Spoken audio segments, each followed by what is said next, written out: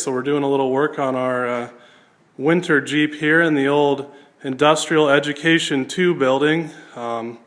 Pretty nice in here. I got a garage you can pull a car in, got a big industrial heater here that kicks on and some really good lighting. So it's a shame they're tearing this building down after this semester. It was an old barn, and then it's just been converted to a lot of things over the 100 of years that it's been here on Iowa State campus. But anyway, so I kind of want to go over Marvel Mystery Oil and how to use it in your oil.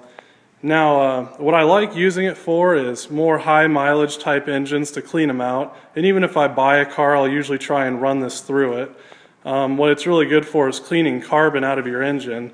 And some problems I get with carbon is with these more old school style engines, like what's in this Jeep actually, they have hydraulic flat tappet lifters, and a problem that happens with those is they get a little varnish in them, and then the check valve system in them doesn't hold the pressure off, and it just bleeds off pressure, and you'll hear some nasty tapping noises.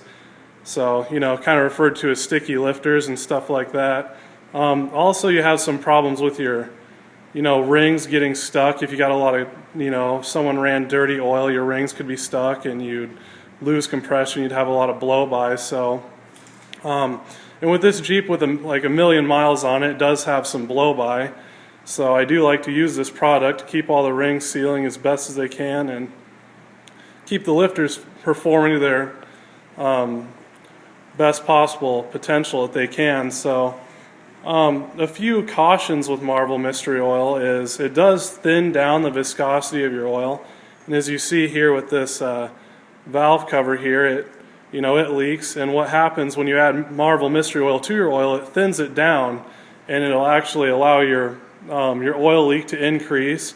Now it doesn't eat up your gaskets; it just thins your oil down, so it'll leak at a much more rapid rate. A lot like synthetic oil, because synthetic oil usually has better flow properties, and again, that'll just leak more than conventional oil. It doesn't eat away gaskets or anything of that nature, contrary to popular belief. But anyway, so because it changes the viscosity of your oil, and that's different than manufacturer specification, especially with a worn engine, you really don't want to thin down your oil more than it already is. And with it causing leaks like it does and it breaking up carbon, then your engine's circulating all that carbon. I like to only run this Marvel product in my oil for the last 500 miles before I hit my oil change. When I do have lifter issues, that seems to fix it within that range, so I don't need to run it any longer than that. Now I'm fortunate with this vehicle because it burns, / leaks a quart of oil every 3,000 miles, so I just put I put a quart of this in to replace that quart, and I run it for another 500 miles. And usually my oil will turn real black after I do that because it's cleaning all that carbon out. And then, I'll do an oil change, and then I'll put, just what I'm supposed to back into the engine. It usually works out pretty good. I've never had any problems, but, I caution running it full oil change durations. That just doesn't seem advantageous to me, with what it does to your engine. But and I really only like to run it if I'm having problems. I don't like to continually run it, just because. So if you're having issues, you can hear tapping, you got some blow by and you think you might have a stuck ring, it's a good product, but I just wouldn't use it for no reason in your engine. It's not going to do it any favors.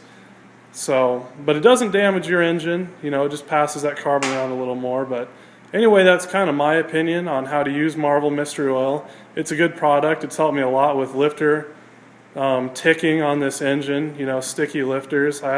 These Jeeps have a chronic problem with that, and it helps a tremendous amount. So anyway, that's all I have for you. So, be safe out there and have fun and keep on wrenching. So there you go.